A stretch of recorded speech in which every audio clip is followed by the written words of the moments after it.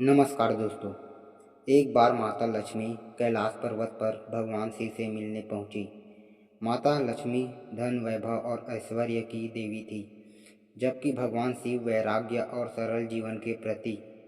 माता लक्ष्मी ने आदरपूर्वक शिव जी को प्रणाम किया और बोली, हे महादेव, संसार में सभी लोग मुझे चाहते हैं।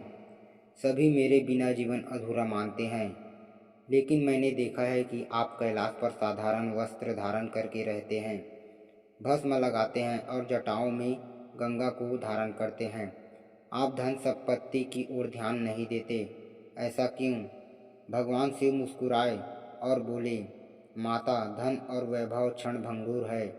यह सब समय और परिस्थिति के साथ बदल जाता है। सच्चा सुख और शांति वैराग्य और भक्ति में है।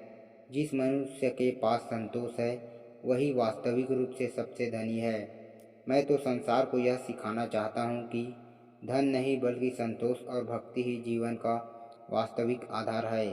लक्ष्मी जी ने कहा, हे महादेव, आप सत्य कह रहे हैं, परंतु संसार के पालन के लिए धन भी आवश्यक है। बिना अन्न और संसाधन के कोई भी धर्म और भक्ति करना कठिन हो जाता है। इसलिए मेरा और आपका संबंध एक दूसरे को पूर्ण करता है। आप वैराग्य का मार्ग सिखाते हैं और मैं जीवन यापन के लिए साधन देती हूँ।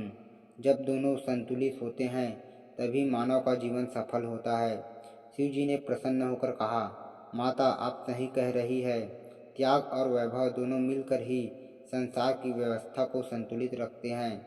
इस प्रकार शिव और लक्ष्मी का यह संवाद हमें यह शिक्षा देता है कि जीवन में न तो केवल वैराग्य ही आवश्यक है और न ही केवल वैभव, बल्कि दोनों का संतुलन ही वास्तविक सुख और शांति का मार्ग है।